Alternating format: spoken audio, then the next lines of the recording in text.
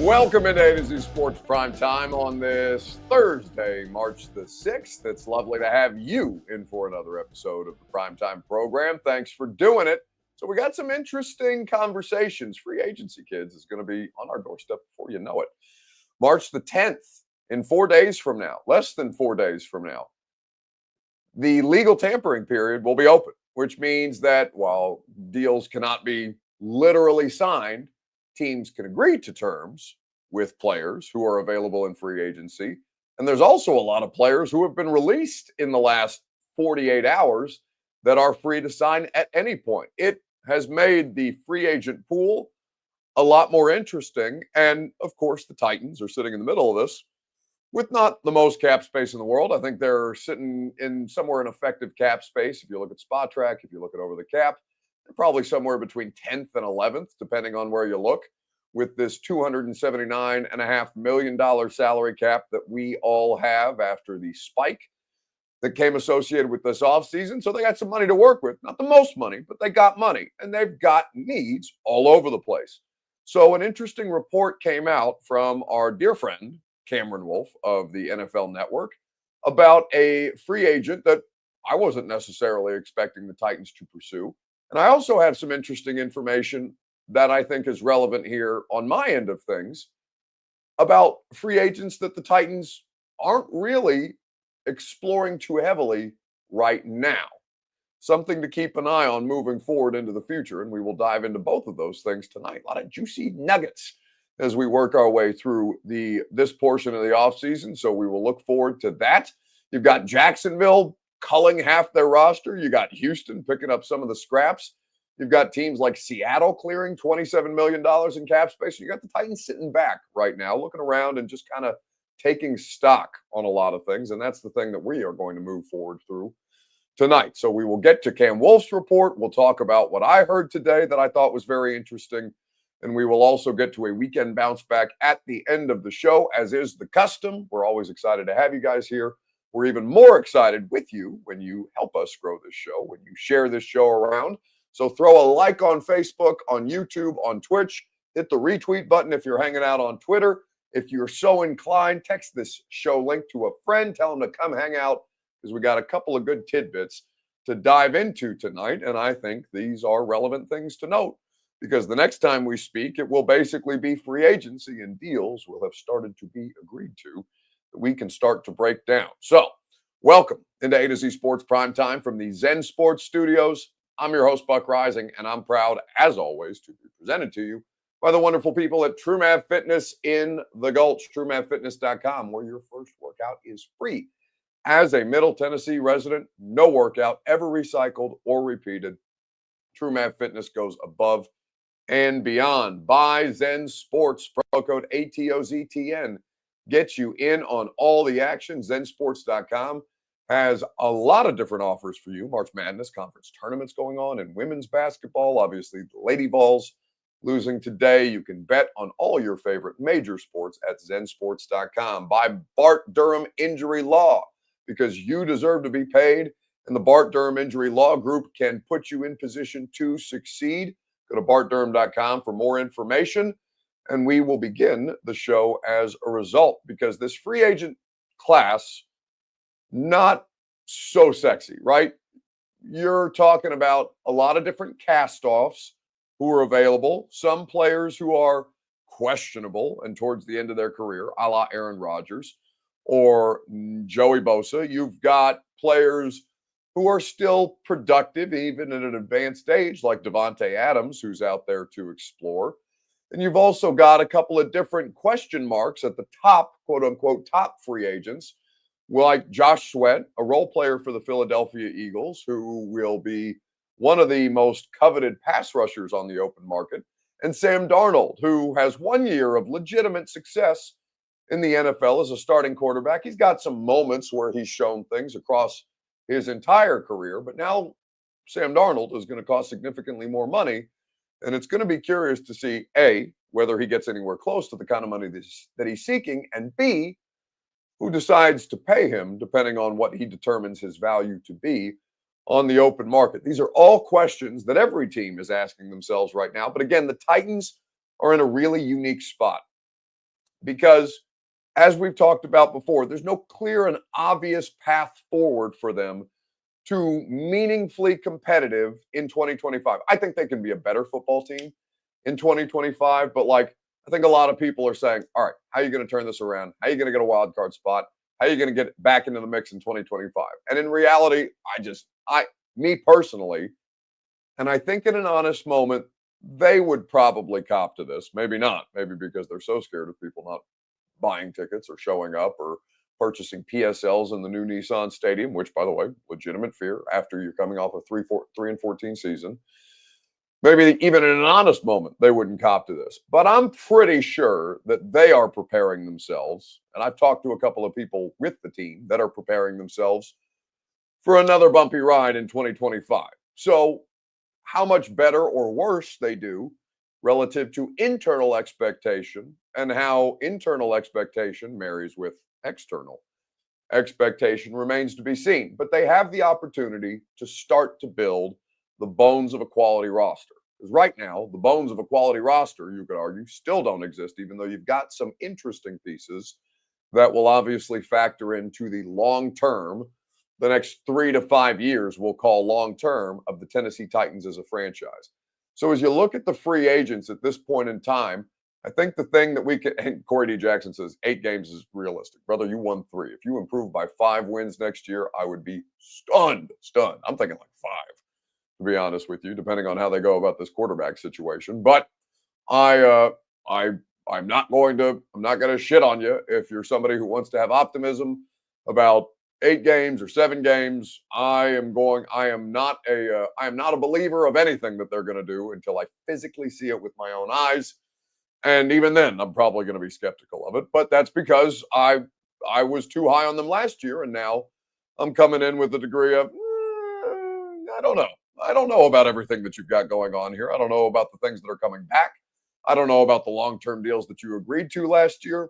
I don't know what you're going to do at quarterback, which of course is a fascinating proposition at this point in time.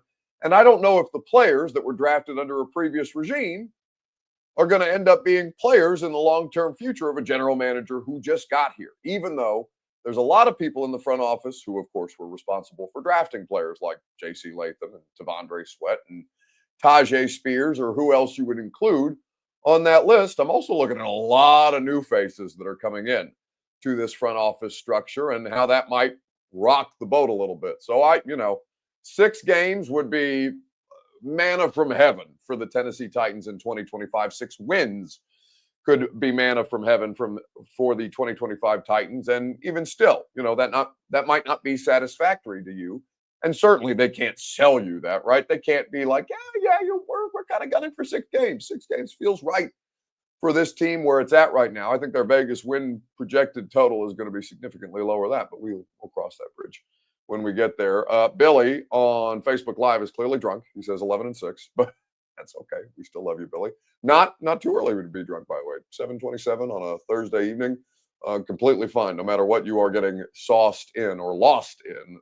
Certainly the sauce must be flowing if you think this team, or whatever this team is going to end up being, is winning 11 games at any point in the foreseeable future. But we will, again, as I said, cross that bridge when we get to it. So let's start with our Two Rivers Ford take here tonight on Facebook, YouTube, Twitter, and on Twitch in the comment section, if you would be so kind as to participate there. Javon Holland, the Dolphin safety who was not franchise tagged, would you be comfortable with the Titans paying $15+ million a year for not a pass rusher, for not an offensive lineman on the open market, not even a quarterback in this particular situation, but for a safety? Because Cam Wolfe of the NFL Network is reporting that it's the Titans and the Panthers that are most interested in his services. Well, we're not going to break any house rules here, but let's start with Javon Holland, who you just mentioned. Javon Holland is expected to reach free agency. The Dolphins do have interest, but from what I understand, he's going to have a very fruitful market. Talking to people in Indy, and even through the last few days, he's expected to eclipse $15 million a year, and maybe even close to $20 million a year. And that may be something that's a little rich for the Dolphins' blood. So, we'll keep an eye on how that evolves in the days ahead. But a couple of teams teams, the Titans, the Panthers, I heard, are in the mix potentially for him. And so if he does indeed leave, that would leave the Dolphins trying to find potentially 2 new safeties to replace in that realm. Jordan Poyer is also a free agent, not expected to return at this stage. So that's one thing for them. The other big headline for them this offseason is Tyreek Hill. And we learned a week or two ago that Tyreek Hill is having offseason surgery on his wrist and expected to miss most of the offseason. And so talking to people about Tyreek, along with this surgery, it seems more likely than not he's headed to being on the team in 2025. I know that was a bit of a question mark for a little bit. For the Dolphins, this offseason is going to be similar to last year, trying to find value free agents. They hit on Aaron Brewer. They hit on Calais Campbell. They hit on Jordan Brooks. They need those type mid-level and smaller signings because they don't have a lot of salary cap space to spend. But the main position group is going to be their offensive line, trying to get it back, trying to run the ball better, trying to protect Tua. And Teron Armstead is the one key decision that they were waiting for. At this point, they're not planning for him to be back. He's going to make a decision in the coming weeks on his position, but they're planning for him as if he will retire. And Patrick Paul, their second round pick from last year, they're prepping him to be that left tackle. Got a chance to talk to him a few weeks ago. He said he shedded about 10 pounds and ready to be that starting left tackle. All right. So the most important thing, obviously, there is that the Titans and the Panthers are interested in Javon Holland. A to Z Sports Prime Time is made possible by the wonderful folks at Zen Sports, where you can always get in on all the action. And the latest action for you includes this incredible offer. Zen Sports is here to put you in position to succeed with the 3 p.m. Central Time grand prize and 10 additional prize winners giveaway that will be announced later on in the week. You can follow them at Zen Sports. You can follow along there. You can also get in on all the action, like their $100 no danger first wager and all the weekly opportunities that they provide to you with that promo code ATOZTN. That's how you get in on all the action. Zensports.com. For more information, terms and conditions do apply. Gambling problem, call 1-800-889-9789. Must be 21 plus and in the state of Tennessee to bet at Zen Sports. So, Javon Holland, would you be comfortable paying him between $15 and possibly $20 million as a safety? Now, he's more than just a safety because he plays all over the place. And I'll just give you his snap count totals from across the board last year. He played a total of 856 snaps in the games that he appeared in. By my count, and I can't tell if he only missed 2 games and the bye week, or if he missed 3 games based on what I'm looking at on Pro Football Focus right now at his positional snap count. But he played free safety last year. He played slot corner. He played in the box. He's got a couple of defensive line snaps. He is a very versatile player. Greg Cosell of NFL Films, we did the podcast earlier today. Greg called him a 5-tool player at the position, somebody who can unlock a lot of different looks, formations, and schematical tactical approaches for a defensive coordinator. Is that worth $15 to $20 million to you? You do have a pressing need at safety. You need some kind of running mate for Amani Hooker. Your secondary, while I understand that you would be disappointed in investing more in your secondary after you paid Chido Awuzie and signed him to a 3-year deal, after you traded for L'Jarius Sneed, gave up a 3rd-round pick, and then paid him on coming off the franchise tag on the tag and trade from the Kansas City Chiefs, give him a 4-year deal at 17.6 AAV, and he played in 6 games last year and went out with an injury that he didn't previously have, but was mysterious enough to basically cost him October on. I get it that you don't want to spend more money on your secondary. You're saying, well, Buck, we have needs on the offensive line. We have needs at quarterback. We have needs in the pass rush unit at this point in time. Wide receiver, everywhere. Safety, really? But he can provide you a lot within a Denard Wilson defense. He is again, very versatile player that I think makes a lot of sense. $15 to $20 million, depending on what the guaranteed money looks like and the length of the contract. I don't trust the moves that they made in the secondary last year, which I think is in part, contributing to their selective approach in 2025. So I would say, yeah, shore up the secondary because you're going to need to address pass rush in the draft. You're probably still going to need to address pass rush in free agency. But if your big spend is on a player who can do a variety of different things for you across the board on your defense, I'm good with the idea of Javon Holland. I think he's a really excellent player. He is one of the few that I think is really worth top of market dollars at their respective position. And it's not, the bank breaking. I mean, you're talking about wide receivers going for $40 million if Jamar Chase gets paid this offseason. You're talking about offensive linemen who are getting tagged at $23 million a year at guard. You have so many different things here that may look scarier than they actually appear. But remember that you can structure the cap hits in these years to backload the contract and give yourself additional flexibility. If the player, and he's only 25, if the player ends up outperforming the contract or performing up to expectation on the contract, you can always extend him. I would advocate to extend Amani Hooker as well, as he's got a significant cap hit this year, but that can be brought down. And I think he's still under 30, which is crazy because he was a 2019 draft pick. You have some moves. You have some moves to play on the board right now that Javon Holland would help you, adding a legit talent, a foundational piece to your football team. Maybe not a premium position, but it allows you some additional flexibility, both in the draft and in free agency, to go about it a bit more piecemeal and build the best roster possible moving forward. I'm good with the idea of Javon Holland at this point in time. $15 to $20 million, 15 plus, we'll say. That's what the going rate is. So if that's what it costs, and you can negotiate a contract that ages well, then I am completely fine. In fact, I'm for the idea of signing one of the best available free agents to the worst football team and arguably the worst roster in the NFL at this point in time. Now, something to note, because quarterback is something that we all assumed they were going to be active on in free agency. And based on a conversation, it's just one conversation, and it may change. These things are always subject to change. But I got a little note on the quarterback side of things that I thought was interesting.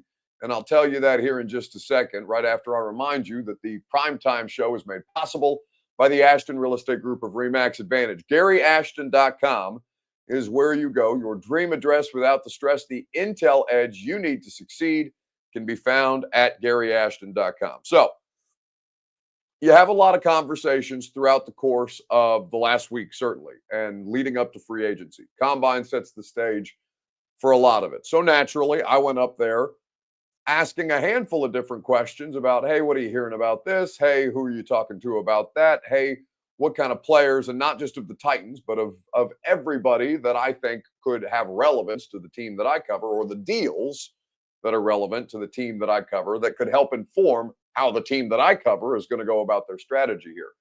One conversation that I had that tipped me off, that led me to ask more interesting questions of other people around the NFL on this, was I heard the Titans haven't been overwhelmingly proactive in the veteran quarterback market the way that all of us expected them to be, based on what's available in free agency right now. And that it is, I won't say more expected that they would pursue a trade potentially for a free agent quarterback, but right now that's very much in play for them right now as they sit, preparing and laying the groundwork and having the initial conversations in Indy with agents and things like that, that a trade is something to keep in mind. And that a particular party to keep an eye on that I had kind of put off to the side after hearing Terry Fontenot, the Atlanta Falcons general manager, speak at the Combine about Kirk Cousins as their backup quarterback.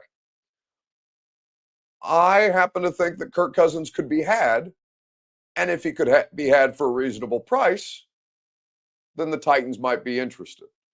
Now, that's one conversation that I had that tipped me off to allow me to ask more pertinent questions. And while I'm not saying that it's likely or that it's something that you should absolutely expect, I'm just saying that they are exploring more routes than maybe I think we've given them initial credit for, because I would have just expected them to be involved in the veteran free agency as opposed to giving up draft capital for a backup quarterback or a veteran quarterback, depending on what phase, and certainly a veteran quarterback that's got a contract like Kirk's at this point in time.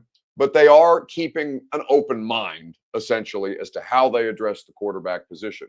And by the way, I do not think, for example, if they traded for a veteran quarterback, that would stop them from drafting a quarterback if they felt like that was their best possible option. They are trying to plan. They are trying to make as many viable scenarios for them to move forward as humanly possible. Again, it's one option that they can explore. Nothing saying that they have to. Nobody's saying that it's their priority, but they have to keep an open mind about how they address this. So we will see what actually comes to fruition, but just keep your ear to the ground on particular transactions involving the Titans, and not just signing a veteran quarterback in free agency, but potentially trying to trade for one.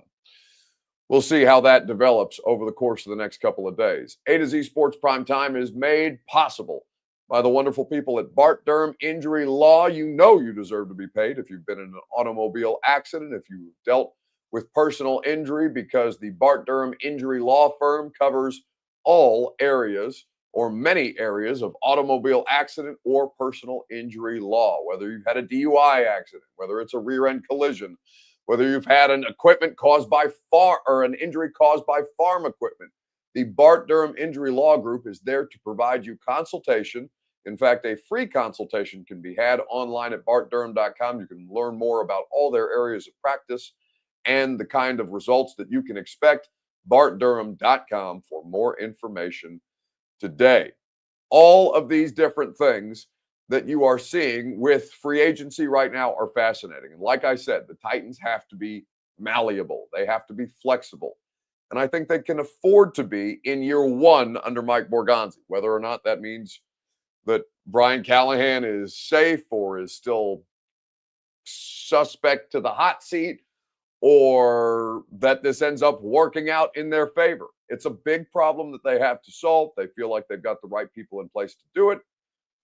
As Bert and I were talking about before we went to air tonight, we're going to know a lot about this team as soon as Monday. And I know Titans fans are very interested to get to the next touch point and the next touch point and the next touch point of this offseason, so we can understand as much as humanly possible about the people that are now tasked with running and potentially trying to fix, not potentially trying to fix, actively trying to fix, potentially as to whether they do it or not, trying to fix your football team at this point in time.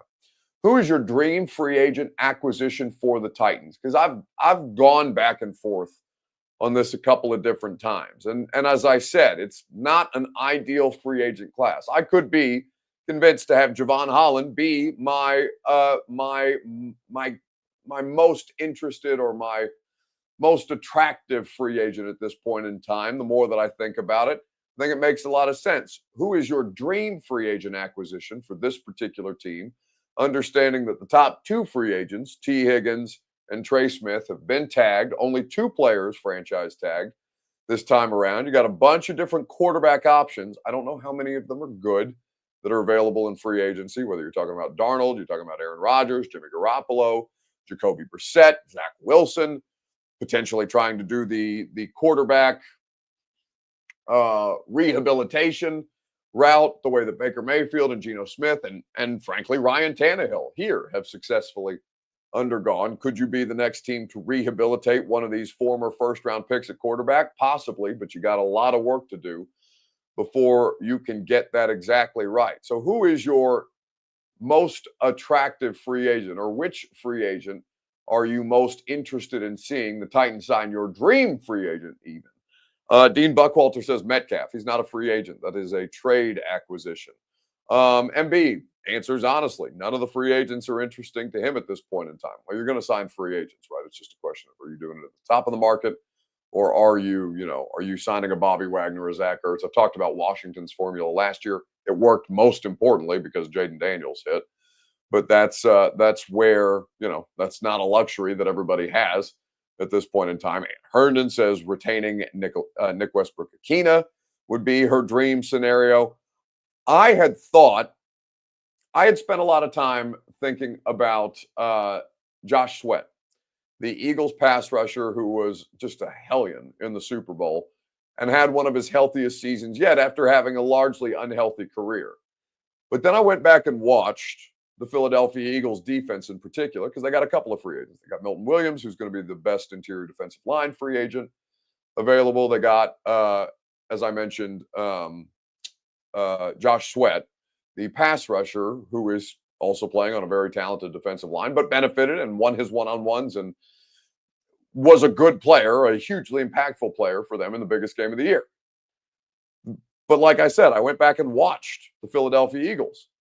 And really, this was brought to my attention because we were doing the radio show the other day and we were talking about Harold Landry. And I was, kind of poo-pooing the idea that the Titans pass rush couldn't, like, it's hard. Lucas said something to the effect of, well, it's hard to envision a world where the Titans, A, don't draft Abdul Carter, B, let Harold Landry go via trade or release, and end up having a better pass rush than they did in 2024. And I said, well, no, not really, because they were one of the worst pass rush units in 2024. And there's a variety of different ways that they can address this. And Harold Landry only had 30 total pressures last year. And he goes, well, Josh Sweat, the free agent that you've been talking a lot about, he's only got 30 pressures last year. And I said, but look at the snap count differences, because I've been watching the Eagles and how they platoon versus Harold, who we know to play the vast majority, somewhere between 83 and 85% in any given year of the Titans' defensive snaps. So you're talking about a player who's coming from a platoon-style system with a team that just doesn't have a legit edge pass rusher at this point in time. Harold is I would call him a league average starter at this point in his career. Whether or not he's able to elevate his game, I would be skeptical, because I think Harold Landry at this point is a known commodity.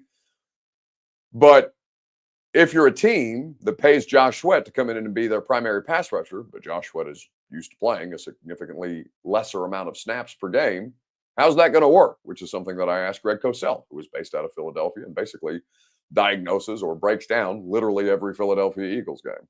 Brings us to Sweat, Greg, who made himself a lot of money throughout the course of the season, particularly in that Super Bowl against the Kansas City Chiefs. The way that the Eagles platoon essentially their front, I think, allows them to have guys at their best and have fresher legs as they work their way through these games. So I'm just curious as to what you think of Sweat's skill set, because if he hits the open market as he is expected to, it's likely that he's going to be playing a higher percentage of snaps elsewhere than he was in Philadelphia. Buck, that to me is the best point, and that's a great point, because Sweat did not have a good year in 2023, and then he came back this year and had a very good season, and again played very well in the playoffs. But I think you have to be careful. And again, another player I've watched probably every one of his snaps as a Philadelphia Eagle. You have to be careful that if you sign him, just what you said, I don't believe, because of the injuries he's faced throughout his career, he came into the league with a really serious knee injury that, that happened, I guess, in college. And he even hurt his knee in high school, if memory serves me correctly, because he was a top 3 recruit in the country, regardless of position, coming out of, I believe, the Virginia Beach area. I think that general area. I could be wrong on the town. But, with the Eagles, he was able to play as somewhat of a rotational player. And I think if you sign him, you have to understand that that's likely what he is at this point in his career, given the injuries that he has, the mileage on his body.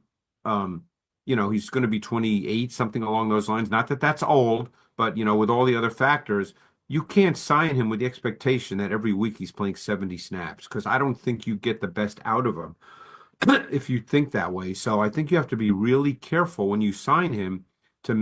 You have to deploy him in a way that maximizes his strengths. Maximizing. So that's a part of today's Install podcast. You can check that out on 104.5 The Zone's YouTube channel. You can also download the podcast and listen as you please. Greg and I are going to we did a free agency preview today. We will do a free agency review next Thursday. And we will keep you updated the whole way through. By the way, we're going to be talking about the Titans free agent class and the Titans draft class in a live show with Greg Cosell, with tape cut-ups available for you. You'll be able to ask Greg questions. We are working on special guests currently for the show on Friday, May the 2nd. Bert will do me the courtesy of dropping the live show ticket link in the chat. We are close to selling 100 tickets. We only have 250 to sell, you guys. Please, if you have not bought them for the get-in price of $30, now is the time to do so, because when we announce special guest appearances or when the Titans sign a quarterback or draft a quarterback, those tickets will be gone. We have pitched 2 sellouts in the first 2 years that we have done this, and not to brag, but the show is only getting better and it's only becoming more of an attraction. So we are excited about it. We can't wait to be there in person with you. You can scan that QR code that you see in front of you for the tickets, and you can join us at the Analog Room in the Hutton Hotel on Friday, May the 2nd for the install with Greg Cosell live as we break down all the Titans free agents and the draft class just a week removed, not even a week removed from the 2025 NFL draft. Will be a great time had by all. So I am not overwhelmingly in on the pursuit of Josh Sweat at this point in time, because I want a player who is I want multiple players to fill Harold Landry's role. I do not want a situation where you are paying somebody like Josh Sweat, as you did. I mean, it would cost more than Arden Key. This would be a higher end version of Arden Key. Arden, in a perfect situation, is a rotational pass rusher. He's a third down player. He's not somebody who's supposed to play every down for you. And I know he's worked hard to be that kind of player and earn that opportunity, but it just, it is better to have a variety of different players that can do one specific job for you. And they're going to do that job better than anybody else that you have. And you're going to put them in the best possible position to succeed because you know their strengths and you know their limitations. And so you're going to find ways to maximize one while you minimize the other. Arden Key came in here on a team that needs pass rushers and was asked to serve as one of the primary pass rushers alongside Harold Landry, who is a league average starter at the position, not a true edge player the way that they need. And Jeff Simmons, who's the best player on the football team, but is still probably, he's either 5 or just outside the top 5 at his position, maybe 4 if you were being generous to Jeff and grading on a scale of understanding he's working off that elbow injury last year and still found ways to be dominant in certain games. But you need a dominant player down in and down out, game in and game out. And while Jeff is a great player, he's not a superstar player, right? You don't have Myles Garrett on your roster. You don't have Max Crosby on your roster, Chris Jones, all these different types of players that we talk about. Jalen Carter, I think, is a more down in, down out, consistent disruptor than Jeffrey Simmons is. Now, Jalen Carter also benefits in a huge way from playing on a better defensive line. So it's not a shot at Jeff. All I'm saying is you need more, right? No one player can take over a game in the NFL every game unless you are just something that we've never seen before. So as you look at the different things and all the different needs that you have at this point in time, I think that there's a lot that can be gained by being selective, as Mike Borgonzi and Chad Brinker have talked about, and being aware of the fact that, that Sweat guy, huge impact in the Super Bowl, need impactful pass rushers. But what happens if we give him a bag and he comes in here to be our full-time guy? Are we looking at a higher end Arden Key, which, by the way, is still not enough? You need somebody who's going to be your clear and obvious down in, down out starter. And then as time goes on, create your own platoon system for your pass rush so you can keep these guys fresh and impacting the quarterback the way that Philadelphia has done so successfully over the course of Howie Roseman's career.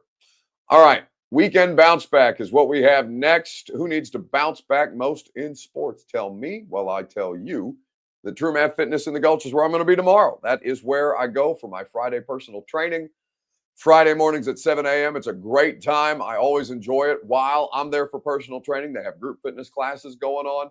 They have access to the open gym if you sign up for one of their memberships. Their team is great. Their facility is awesome. Their classes are top notch. And True Man Fitness will help you achieve your fitness goals. They are helping me achieve my fitness goals because I have to be in a bathing suit at the end of the month when I go down to Palm Beach for the NFL owners meetings. Little work, little play as well. But my fat ass is not going to be, a beached whale. Come the end of March, we're going to get this right because I'm at True Man Fitness and you can do the same. TrueManFitness.com for more information. All right. So, who needs to bounce back most in sports if you would like to get involved? Jaron Lockridge says quickly, maybe Rand Carthon, how quickly you fall from grace. LOL, everybody loved Rand being aggressive, but now that we suck, Rand gets mocked for it. Well, yeah, but yes, when I think that's the most logical thing in the world. If you did something that at the time seemed like a good idea and popular opinion said, yeah, okay, I see what you're doing there. I think there was some reason to be skeptical. I think that people were, people just looking for reasons to get excited. I don't really blame fans for that. I don't know if you're making that specific to the media. I think that's more on the part of fans. Although media, I think got ahead of their skis too last year with the Titans, and I've copped to that. I picked them to win 7 games. That was dumb.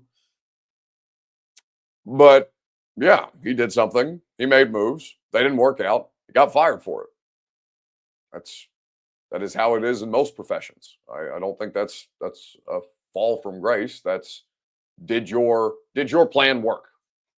If yes, keep job. If no, get fired. I don't think that's I thought more people should have gotten fired. They didn't. Rand did. I can't change everything. I don't like the way that he was scapegoated. I don't think he's the only person that deserved to get fired. But if he's the person with roster control and the biggest issue continues to be the roster, it's okay. Like, I think there's a couple of reasons that he's out of a job today. And we'll see if he ends up back in the league or, I was talking to some people up at Indy that sounds like he might be interested in doing some media, whether or not that will come to fruition or not. I think he would be excellent at that. I would enjoy hearing from Rand Carthon on television or whatever. Curtis says, man, should have fired both, started fresh. I agree. I said the same. I was very passionate about that. I'm sure Brian Callahan didn't appreciate that. I'm certain that didn't help the optics of that. In fact, I know Brian Callahan didn't appreciate that, but like tough shit, win more games. I know that Brian gets that or will get that eventually because he's doing this job for the first time. It's never really been on him this way. So I'm also willing to grant some level of grace. Rand got 2 years. We'll see if Brian Callahan gets 2 years. I have no idea whether he will or not. And a lot of teams don't do the whole full-on reset thing. We've looked this up. The closest thing that I can find to a tandem of general manager and coach that were brought in at the same time together, really anywhere in the league right now, is New York. And it's not like that's a perfect plan either because that went to shit as well. So while I do agree with you, I would have preferred that they hit the reset button, and I think you can find anybody to go 3-14 or do better than 3-14. That's piss poor, especially for as much as they lost, and I know they know that. So I know maybe they would feel that I'm being gratuitous. They don't really get to stand on much at 3-14. They know this, but yeah, I'm just as I will be good with Callahan getting fired for performance if he continues to not perform or his team continues to not perform. I was okay with Rand Carthon getting fired. I was not okay with what happened after the firing, the leaking in the media about bullshit that was, again, felt gratuitous. And the fact that he was the only person that lost their job, I don't think that should have been. I think more people should have lost their job. But again, at the end of the day, I was for firing Rand Carthon. I didn't think they did a good enough job here at this point in time. Anyway, so as you think about bounce back candidates, that's a good one. Titans roster always in need of a bounce back perpetually at this point in time. But something else that I think is worth noting, if you would like to submit your selections in the comments on Facebook, YouTube, Twitter, and Twitch, is spring training. Baseball is back. And in this particular situation, the manager watching his team give up 3 consecutive home runs while being on the headset with the television broadcast, probably use a bounce back. Number one, and make sure they're ready to go opening day, and keep turning the switch up a little bit every day, and so that we're 100% going into the season, but at the same time staying healthy. All right, 2-1 on the way to Jones. Swing and a drive. Deep drive. Sosa goes back. It is way out of here. That's a grand slam for Jahmai Jones. Looked like a changeup? Yeah, it was a changeup. 2-1 count, too. Opened him up with a changeup for a strike, so he had an idea what it looked like when it came through the zone. And after seeing a fastball, then a slider at 85, gets a changeup up, and he knew it as soon as he hit it. This was a blast. 430 feet, 112 off the bat. So the double was 114 off the bat. This one 112. Competition. Jones right now looking good against the lefties. He sure did. Andy Ibanez sends Sosa back. He's out of room. Back-to-back shots. Andy Ibanez, not as far, not as hard off the bat, but equally impressive. Did he say something about back shots? A 5-0 game as Luzardo has given up back-to-back homers. Another off-speed pitch there. Ibanez catching it out in front. Keeps that bat head through the zone. That's one thing that Ibanez did well last year. OPS against left-handed pitching above 1,000. He's going to be called upon to do that during the regular season as well. On a slider.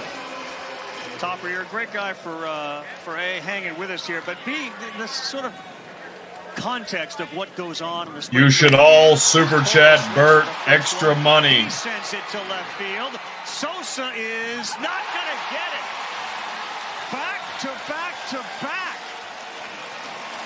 3 pitches. My goodness. What the hell am I doing on the screen? You know what you're doing. You put that graphic up there.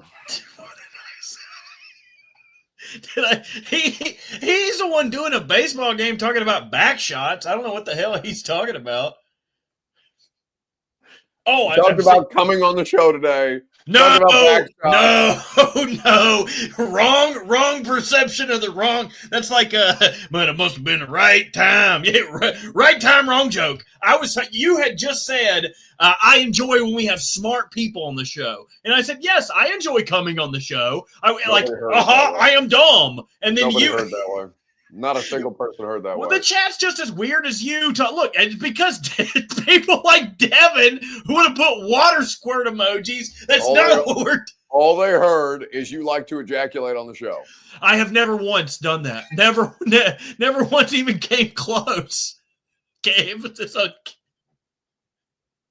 Oh, I'm now saying that he said back-to-back shots. That's even better. People love back-to-back shots. So come on now.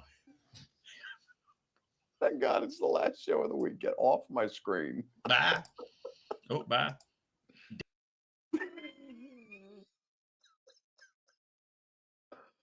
Oh, my God. This is so stupid. All right. That's going to do it for us tonight. Bert needs a bounce back. We'll see if he's capable of one from 10 to 1 tomorrow on the radio show. Just let him finish. No. No, shame on you all. Jesus, Bert's going to start an OnlyFans in the primetime super chat. He's out here asking you people to pay him for feet pics, and I've seen his feet. You want nothing to do with that. That is going to do it for us tonight. We appreciate your guys' participation all throughout the course of the week. When next we meet, free agency will be on the precipice of going down. Legal tampering will be upon us. We will have a great time by all. Have a great rest of your evening. Practice safe back shots, and we will see you tomorrow morning at 10 a.m. on 104.5 The Zone. Which defensive player stands to benefit most from the coaching change? Ooh, sexy. Neupold